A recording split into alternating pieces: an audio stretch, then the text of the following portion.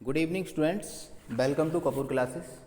कल हमने आपको पढ़ाया था जेंडर और जेंडर काइंड्स ऑफ जेंडर्स हमने बहुत अच्छे से समझाया था। और कल हमने बताया था कि कल हमारा अगला जो वीडियोज़ होगा वो होगा पर्सन। अब पर्सन मीन्स होता है पुरुष, जो कह सकते हैं पुरुष। पर्सन तीन प्रकार के होते हैं। फर्स्ट पर्सन उत्तम पुरुष कहते हैं, सेकंड पर्सन मध्यम पुरुष होता है, थर्ड पर्सन अन्य पुरुष होता है। कह सकते हैं कि जो कहता है वो होता है फर्स्ट पर्सन, और जो सुनता है वो होता है सेकंड पर्सन, और जिसके विषय में बात कही जाती है वो होता है थर्ड पर्सन। कह सकते हैं। अब डेफिनेशंस हमने लिखी है पर्सन की यहाँ कि the first person is the person speaking, मतलब जो व्यक्ति बोलता है वह होता है first person. Then the second person is the person spoken to, और जो फर्स्ट व्यक्ति की बात को सुनता है उसे कहते हैं second person. And third person is the person spoken about, और जो बोलता है और जो सुनता है और जिसके बारे में हम सुनते हैं वह होता है थर्ड पर्सन। अब फर्स्ट पर्सन क्या क्या होते हैं, जिसको हम उत्तम पुरुष कहते हैं। कह सकते हैं बोलने वाला स्वयं के लिए जिस प्रोनाउन का प्रयोग करता है, बोलने वाला स्वयं के लिए जिस प्रोनाउन का प्रयोग करता है उसको फर्स्ट पर्सन प्रोनाउन कहा जाता है या कहते हैं। अब वो होते क्या क्या हैं, एक होता है आई और एक होता है वी। आई और वी जब होते हैं पर इनके भी ऑब्जेक्ट प्रोनाउंस होते हैं। जैसे आई को मी भी कह सकते हैं, मैन भी कह सकते हैं, वी होता है अस और अस को अवर भी कह सकते हैं। अब आता है सेकंड पर्सन। सेकंड पर्सन होता है मध्यम पुरुष, मतलब बीच का, जिससे बात की जाती है। कह सकते हैं जिससे हम बात कर रहे हैं वो सामने वाला जो व्यक्ति है वही कहलाता है सेकंड पर्सन। उसके लिए प्रयुक्त प्रोनाउन को सेकंड पर्सन का प्रोनाउन कहते हैं। जैसे वो क्या क्या होते हैं, वो होते हैं यू और योर।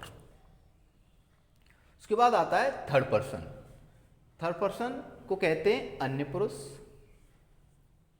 जिसके विषय में बात की जाती है उसके लिए प्रयुक्त प्रोनाउन को थर्ड पर्सन का प्रोनाउन कहते हैं।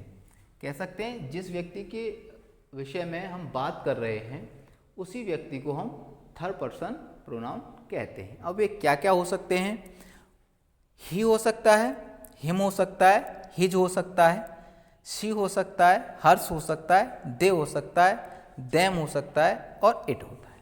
ये सारे थर्ड पर्सन के प्रोनाउन हैं।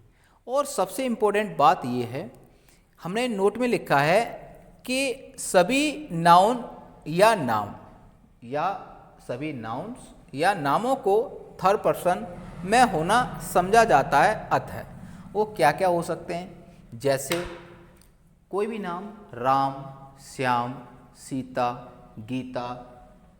उसके बाद boys, girls, cow, school, book, table, bench, fan इत्यादि सभी थर्ड पर्सन में काउंट किए जाते हैं।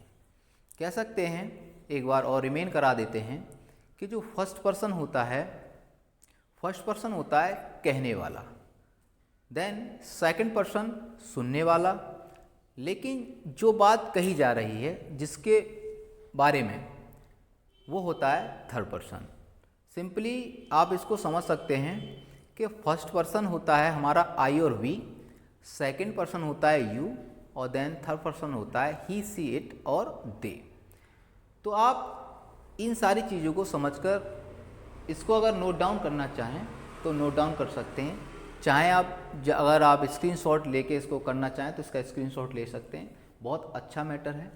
इसके बाद हमारा जो अगला टॉपिक होगा कल का वो होगा सेंटेंसेस। अब कल से हम पढ़ाएंगे आपको सेंटेंसेस, कि सेंटेंसेस कितने प्रकार के होते हैं, सेंटेंस को कैसे बनाते हैं। धीरे धीरे हमारा वीडियोस और आगे बढ़ता चला जाएगा। छोटी छोटी चीज़ों से हमने स्टार्ट किया है, देन लास्ट तक हम सारा टोटल जितना भी सिलेबस होता है ग्रामर का सारा पूरा कराएंगे। बस आप हमसे जुड़े रहिए। अगर वीडियो आपको हेल्पफुल रही हो या फिर अच्छी लग रही है कि हाँ चलो मैटर ठीक है, तो हमारी वीडियोस को आप वॉच करें और शेयर करें, और अगर कहीं डाउट है तो कमेंट करें। Thank you for watching.